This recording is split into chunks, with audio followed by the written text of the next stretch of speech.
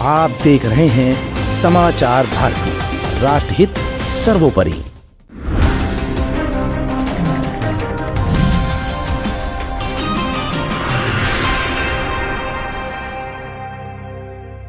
इधर पूरे देश में चुनाव की धूम थी। हिंदुत्ववादी कार्ड को लेकर आखिर क्यों नहीं अयोध्या से उतरे योगी या मोदी? 40 साल से अयोध्या की परंपरा में क्यों नहीं हो रहा कुछ नया? चार चेहरों पर ही क्यों लगता है चुनावी दांव? इस बार लोकसभा चुनाव 2024 में अयोध्या की बदली तस्वीर, क्या बीजेपी की बदलेगी तकदीर?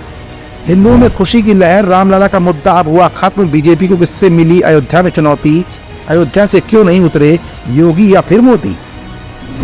लोकसभा चुनाव बीजेपी के लिए जितना मायने रखता है उससे कहीं ज्यादा आम जनता के लिए भी इसलिए मायने रखता है क्योंकि 2019 से लेकर अब तक मोदी शासन में जिस तरह से योजनाओं का शिलान्यास किया गया और विकास कार्यों को बढ़ोतरी दी गई, उसी की तर्ज पर उत्तर प्रदेश की योगी सरकार भी लगातार जनता के लिए बराबर काम करती रही। अब एक बार फिर लोकसभा चुनाव के समर में उत्तर प्रदेश का आना लाजमी है और उत्तर प्रदेश के एक जिले का जिक्र न हो ये भला कैसे हो सकता है? और वो भी बात जब राम जी की आस्था से जुड़ी हुई हो।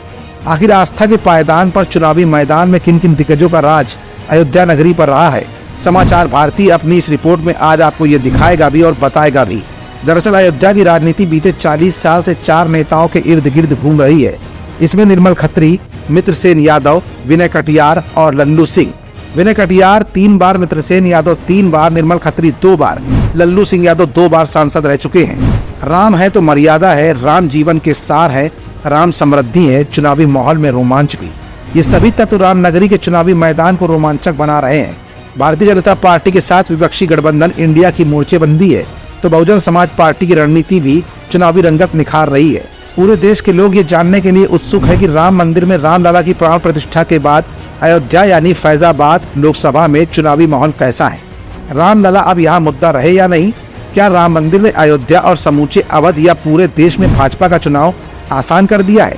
लोगों के मन में ऐसे दिलचस्प सवाल जरूर उठ रहे होंगे। इन सबका एक ही जवाब है कि रामलला और राम मंदिर भले ही अब मुद्दा ना रहा हो, लेकिन इस बार के लोकसभा चुनाव मैदान में लहर तो रामलला की ही है।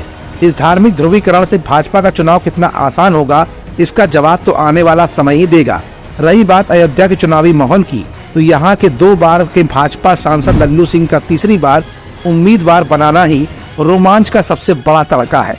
सिर्फ अयोध्या ही नहीं, पूरा प्रदेश उम्मीद लगाए बैठा था कि यहाँ से प्रधानमंत्री नरेंद्र मोदी या गृह मंत्री अमित शाह चुनाव लड़ सकते हैं। पार्टी के बड़े नेताओं की ओर से ये भी चर्चाएं सामने आई थी कि अयोध्या से किसी बड़ी फिल्मी हस्ती को उतारा जा सकता है। इन सब कयासों के बीच भाजपा हाईकमान ने जब लल्लू सिंह के नाम की घोषणा की तो उनके समर्थकों में खुशी की लहर जरूर दिखी, लेकिन आम मतदाता के लिए कोई चौंकाने वाली बात सामने नहीं आई। सब कुछ वैसा ही जैसा 10 साल पहले नजर आता था। इस लोकसभा चुनाव में बसपा की भूमिका को नजरअंदाज नहीं किया जा सकता है। विपक्षी गठबंधन में शामिल न होकर बसपा क्या राजनीतिक गुल खिलाएगी, कोई भी नहीं जानता। विभिन्न सीटों पर उतारे गए उम्मीदवार किस दल का गणित बिगाड़ेंगे, ये भी अपने आप में बड़ा दिलचस्प होगा। इस लोकसभा चुनाव में सियासी पंडितों का कहना है कि किसी भी दल की हार जीत में इस बार बसपा का बड़ा हाथ होगा।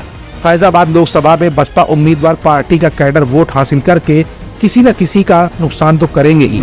बसपा ने अंबेडकर नगर से भाजपा नेता रहे सच्चिदानंद पांडे को फैजाबाद लोकसभा का प्रभारी बनाया है। यहाँ ब्राह्मण चेहरा उतारने से अन्य दलों के लिए लड़ाई कठिन हो सकती है।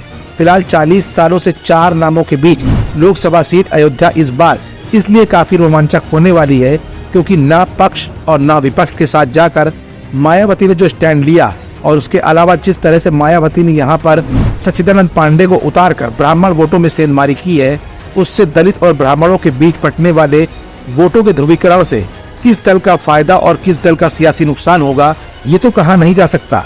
लेकिन इस लोकसभा सीट पर मायावती का चुनाव पक्ष और विपक्ष दोनों को ही प्रभावित करने वाला जरूर होगा। समाचार भारती के लिए सहयोगी दिलशाद अहमद और दीपक कुमार के साथ मनीष गुप्ता की स्पेशल रिपोर्ट। आप देख रहे हैं समाचार भारती, राष्ट्रहित सर्वोपरि।